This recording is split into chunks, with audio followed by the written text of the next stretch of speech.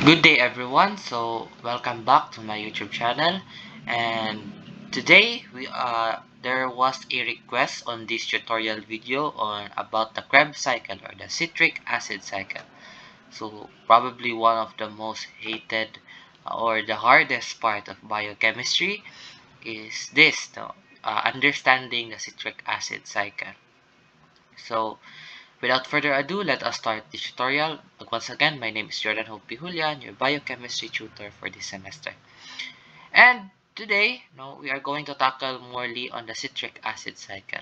But first, let us know where does the citric acid cycle came to be or saan siya nangyayari. We have to remember that citric acid cycle occurs in the mitochondria. And ano ba yung mitochondria natin? Mitochondria is usually, sabi natin, powerhouse of the cell. So where do I want to begin? I want to begin first in glycolysis. A brief, short introduction to glycolysis. No, glycolysis is the part where we break down glucose molecule into two pyruvate molecule, and after which, when we broke down the pyruvate molecule na nakaproduce tayo ng dalawang pyruvate molecule, in that process, that pyruvate molecule will diffuse inside the mitochondria. Well, it will undergo pyruvate dehydrogenase complex. This is where we transform pyruvate into acetyl-CoA compound. And after which, as the acetyl-CoA will go now to citric acid cycle. So, the citric acid cycle is this. No? It starts first with acetyl-CoA reacting with oxaloacetate. As they react, they are catalyzed by the enzyme called citrate synthase. And that citrate synthase, in that product, we will release the CoA substance. And now the first product of this cycle is citrate. Hence the name, it is called the citric acid cycle because the first product is a citrate molecule. And after which we produce the citrate molecule, this is now isomerized. The citrate molecule will be isomerized by the enzyme called aconitase to be converted into isocitrate. So you might be asking, why do we need to synthesize or why do we need to transform citrate into its isomer isocitrate? Well, for the reason that please look at the molecule citrate. Now, if you review your organic chemistry, this is in a tertiary alcohol position. So meaning it is not readily available to be oxidized. Hence, we need to isomerize this, or the organism needs to isomerize citrate to in its isomer called isocitrate. Nothing too special there. No, no, just kidding. And isocitrate, after which isocitrate will be catalyzed by isocitrate dehydrogenase to form alpha ketoglutarate. Now, in some textbook, some textbooks aside from Campbell, they use 2-oxoglutarate. Actually, it's the same alpha ketoglutarate and 2-oxoglutarate is just the same. No?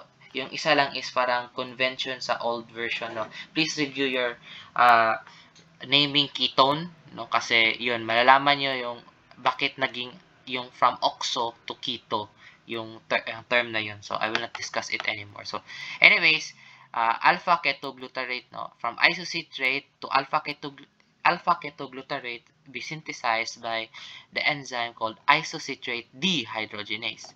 And in the process, we release NADH and hydrogen ion and a carbon dioxide. Next, from alpha ketoglutarate, this will be now synthesized by alpha ketoglutarate dehydrogenase to form succinyl-CoA. Now, in the process, again, we will release NADH and hydrogen ion and carbon dioxide. And from succinyl-CoA, now be synthesized by another enzyme called succinyl-CoA synthase to form succinate. And in the process, no, we release two energy yielding molecule, no, it's either GTP or ATP. And in some textbooks, they directly use ATP. Some textbooks prefer GTP, but please do not worry because ATP and GTP are just the same, no? They are high yielding energy molecule. Now, ano ba yung purpose ni nucleoside diphosphate? No, gina-transform lang niya yung GTP into ATP. But rather than less, no, GTP or ATP, I mean, it's not really a big deal for some cases. No, please refer to your professor kung ano lang gusto nila na version ng citric acid cycle. Kasi back then when I was studying citric acid cycle, no, our professor prefer na kapag na-synthesize na si succinyl-CoA to succinate, no, ATP yung nilalabas niya. There are some professor na gusto nila GTP muna, gusto nila ipa-elaborate ito. So please clarify na lang sa professors niyo. So anyways, it's still the same. High energy yielding molecule naman itong dalawa, GTP or ATP. And going with that, no, we have now succinate compound. And the succinate is now being catalyzed by succinate dehydrogenase. And in the process, we produce FADH2. No? And we will form now from succinate into fumarate. And this fumarate will be transformed by the molecule enzyme called fumarase into malate. In the process, mag-indice siya og water sa papasok, no, to form malate.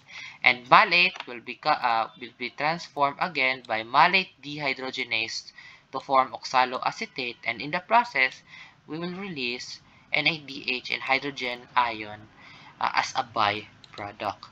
No? So, a little, I hope that is very clear ba? Parang straightforward masyado siya, no? Here's the tricky part, no? Let us have a little quiz on this, no? How many NADH are produced? So, we have 1, we have 2, and we have 3. This is NADH. Now, if you answer, there are 3 NADH produced, you are wrong. Why? Remember that in the glycolysis part, no, sa glycolysis, when we have one glucose molecule, no, it is broken down into 2 pyruvate molecule. Therefore, dalawang pyruvate ang nagpasok sa mitochondria.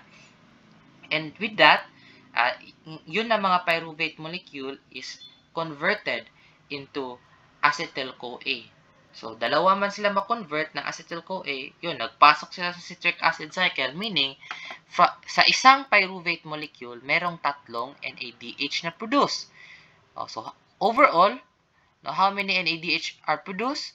This is 6. Okay? Sa isang acetyl-CoA, 3 ang ma-produce niya. Kung dalawa, 6 silang lahat. How about FADH? No, FADH, it's, again, you guessed it right. No? Kung 2 ang answer nyo, correct. Kasi sa isang pyruvate molecule, meron tayong isang FADH. How about ATP? No, I know, I hope you got it right, no? ATP, no, or GTP ba? Ano, it is dalawang molecule siya. Kasi sa isang molecule ng acetyl-CoA, isang ATP ang ma-produce niya. So, I hope that is very clear. So, another problem that will be asked to you is the citric acid cycle a straightforward reaction? No. The answer is no. Bakit? There are some instances na hindi siya reversible reaction siya. What do I mean by reversible reaction? For example, malate, fumarase to malate. This reaction does not, parang hindi siya panigurado na kapag matransform na si fumarase into malate, automatic magpunta na siya kang oxaloacetate. No, there is a tendency that malate will go back to its original form as fumarase. No, merong mga instances na ganon. Another example is from malate to oxaloacetate. ito, reversible reaction din ito sila. And actually, to be honest with you, no, ang malate can undergo a different pathway to be converted into pyruvate, no? Pyruvate molecule. Directly to pyruvate molecule. Usually sa plants to nangyayari. Kapag there is a little production of pyruvate molecule, malate will be converted directly to pyruvate via malic enzyme. So, ganun yun siya. Pero, merong mga process dito na kailangan talaga magtuloy-tuloy na siya. An example to which is from isocitrate to alpha ketoglutarate. Ito, kailangan talaga magdiretso na siya sa cycle. Bakit?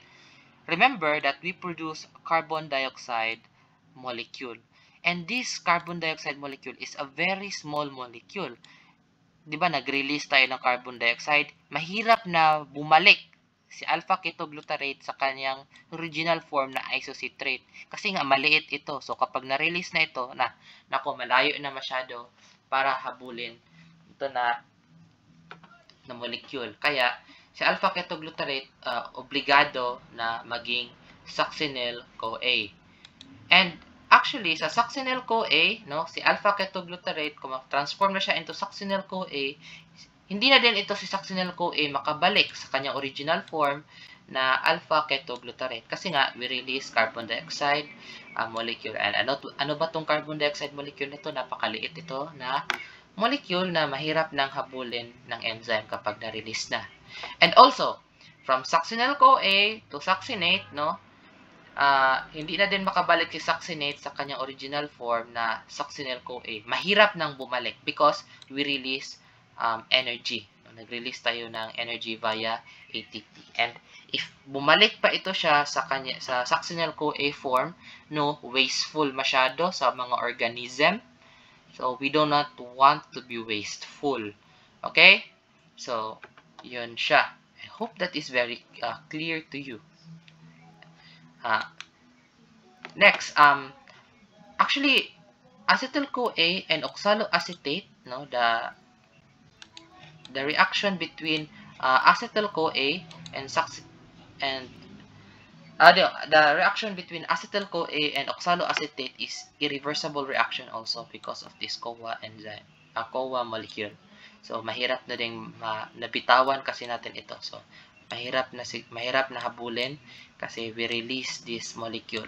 So, kailangan talaga obligado si citrate. Lumabas na talaga si citrate. Mahirap na siyang magbalik. Although, no, si citrate and si isocitrate is reversible reaction kasi nga isomerization ang nangyari nito. So, pwede magbalik. May tendency na magbalik siya. Reversible reaction sila. So, yan. I hope that is very clear, guys. No? Sa next video ko, we will discuss deeply on the pyruvate dehydrogenase. No, if you have any question about citric acid cycle, please feel free to comment down in the comment section below. And please like, share, and subscribe. And good luck to your chemistry exam.